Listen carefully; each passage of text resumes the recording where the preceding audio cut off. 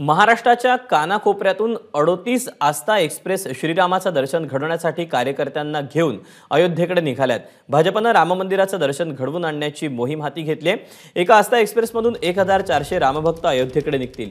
या सर्वांना अयोध्येचं दर्शन घडवून परत आणण्याचा कार्यक्रम लोकसभा मतदारसंघनिहाय निश्चित करण्यात आलेला आहे। 7 मार्चपर्यंत हे दर्शन सुरू होणार आहे। नागपूर, सोलापूर, कोल्हापूर, गोंदिया अशा रेल्वे स्थानकांवरून गाड्या निघाल्यात।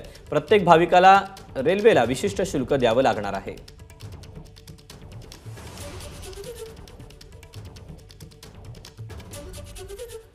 आगामी लोकसभा निवडणुकीच्या पार्श्वभूमीवर मुंबई भाजपच्या वतीनं मिशन अयोध्या ही रणनीती आखण्यात आली आहे। या मोहिमेत भाजपच्या वतीनं मुंबईकरांना अयोध्येतल्या प्रभू रामचंद्रांचं दर्शन घडवण्यात येणार आहे। या दौऱ्याचा सारा खर्च भाजपकडून करण्यात येतोय।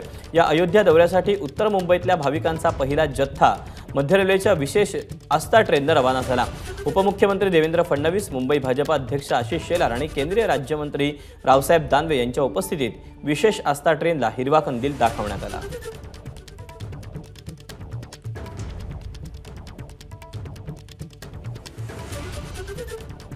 रामललांचा संदेश जेव्हा आम्हाला मिळेल त्यास आम्हाला देखील जाण्याची संधी मिळेल। पण तुर्तस तुमचंच दर्शन आम्ही घेतो, तुम्ही परत आल्यावर पुन्हा तुमचं दर्शन घेतो, जेणेकरून किमान तुम्ही जे पुण्य कमवणार आहात त्याचा 10% हिस्सा तरी तुमचं दर्शन घेतल्यानंतर आम्हाला देखील या ठिकाणी मिळेल।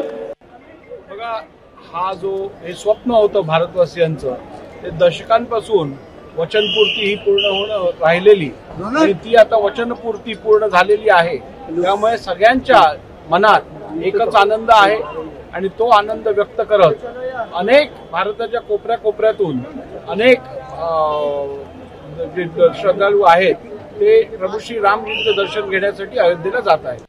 आज जे 1400 रामभक्त गेले आहेत, स्वतःचे तिकीट काढून गेलेले आहेत आणि खूप मोठा उत्साह यांच्यामध्ये होता। लाखो रामभक्त महाराष्ट्रातून जातील इतकी मागणी लोकांची आहे की आम्हालाही दर्शन झालं पाहिजे, आमचंही दर्शन झालं पाहिजे। ज्या उत्साह आहे, जो प्रचंड उत्साह जनतेच्या मनात आहे,